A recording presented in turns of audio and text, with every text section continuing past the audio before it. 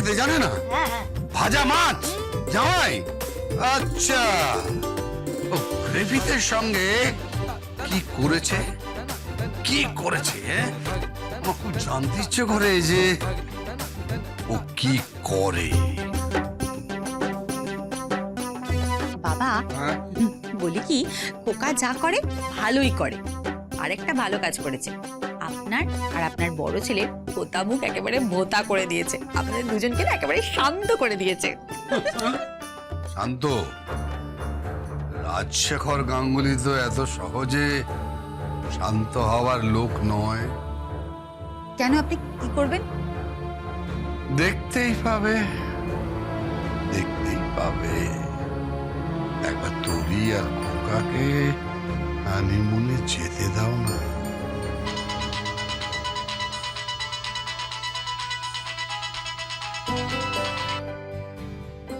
হ্যাঁ তোরি বল, কিরে কি করছিস? ওই তো সুটকেস গোছাচ্ছি। সুটকেস? কেন, কিসের জন্যে? হানিমুনে যাব তাই। আরে সে তো অনেক দেরি আছে এখনো। শোনো, এখন থেকে যদি আমি না গোছাই না তাহলে অসুবিধা হবে পরে। আচ্ছা বৌমনি, ড্যাডিকে একটু জিজ্ঞেস করো তো ওখানে ঠান্ডা কেমন। ধর জিজ্ঞাসা করছি। বাবা, হ্যাঁ, তোরই ফোন করেছে, জিজ্ঞাসা করছে যে হানিমুনে যেখানে যাচ্ছে সেখানে ঠান্ডা কেমন। ঠান্ডা? হ্যাঁ ঠান্ডা ভালোই আছে, বেশ ভালোই ঠান্ডা আছে। আই তোরি, বাবা বললেন যে ওখানে বেশ ভালোই ঠান্ডা আছে। বলছি কি বলতো, ভালো ভালো গরম জামা নিবি আর ভালো ভালো ড্রেস নিবি কিন্তু।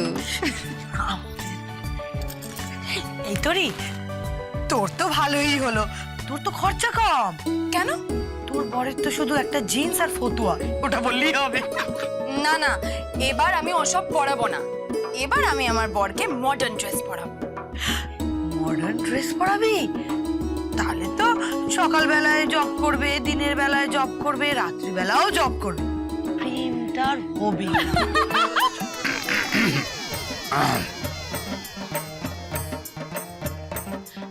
মামু, তুমি এখানে দাঁড়িয়ে কেন?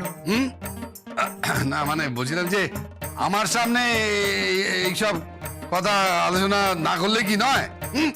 ঠিক আছে, এই শোনো, আমাকে এক কাপ চা দাও দেখিনি। বাবা এখন তো চা হবে না। কেন? বাবা এখন তোরই ফোনে আছে আর আমরা তিনজন এখন ওর সাথে হানিমুন নিয়ে একটু আলোচনা করব। না চা হবে না। না, এই ফোনটা দে তো। আই তোরি, বলছি যে হানিমুনের সব গোছগাছ হয়ে গেছে তো, মানে প্যাকিং সব রেডি তো? না না, সব হয়নি, এখনো চলছে। এই শোন, মন দিয়ে শোন, যখন এখান থেকে বের